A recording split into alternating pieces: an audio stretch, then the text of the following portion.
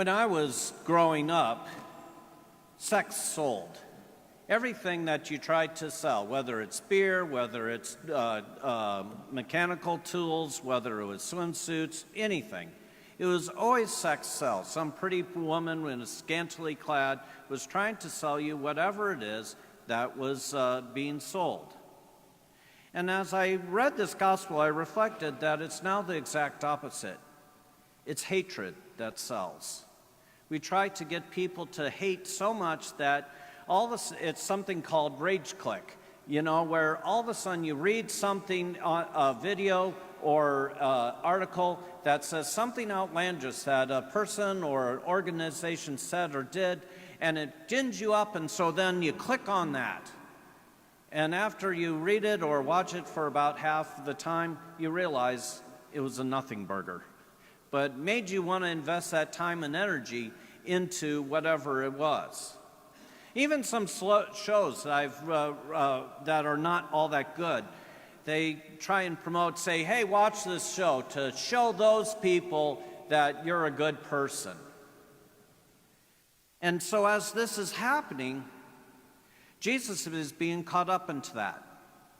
Jesus has to respond to a rage click because they bring this woman before him and say, wow, this woman was caught in the very act of adultery.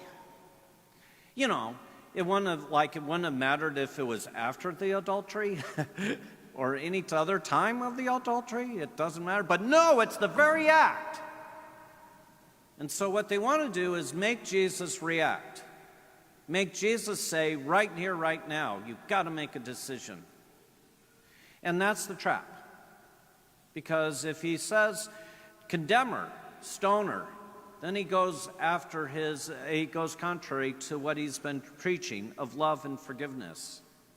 And it also runs him afoul of the Roman authorities because only they had the power to condemn a person.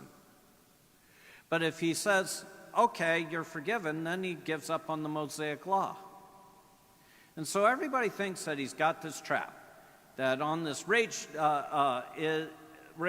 click, that he has to make a decision. And he gives us three lessons here. The first lesson is that you don't have to respond.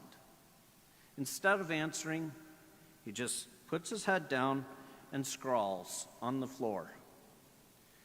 And in reality, whenever we see something outlandish and something that gins us up, we don't have to click on it. We don't have to respond. And as a matter of fact, I found out that when I am tempted to click on that thing, if I wait 24 hours, it just becomes meaningless. And yet, after he does that, then he has the second lesson. Let those who are without sin cast the first stone. Because it's so easy to point at that person and say, that person's a sinner. Look at that woman in adultery. Look at that person doing that horrible thing.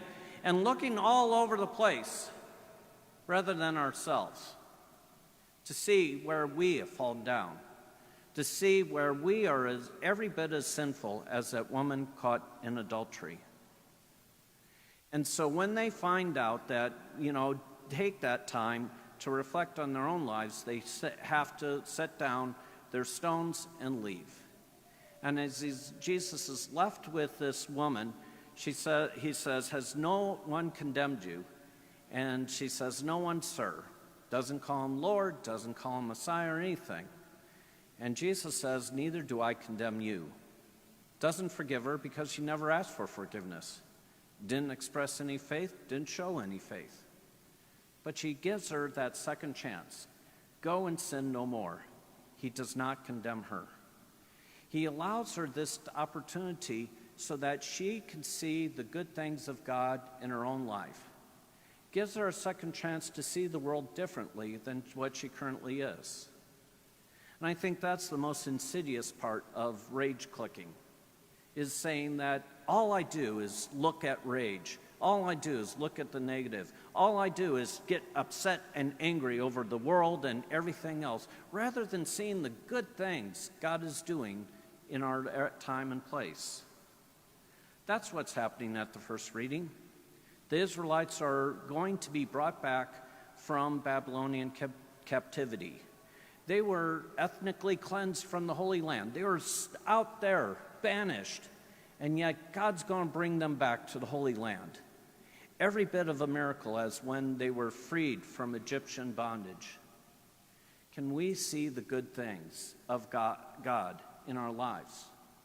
As we are tempted to rage click, as somebody says something outlandish and says, oh gosh, you got to respond right now. To take the time to reflect, to act, to reflect on our own lives, and most importantly, see the good things God is doing in our lives so that we have a reason to come to this altar and give thanks.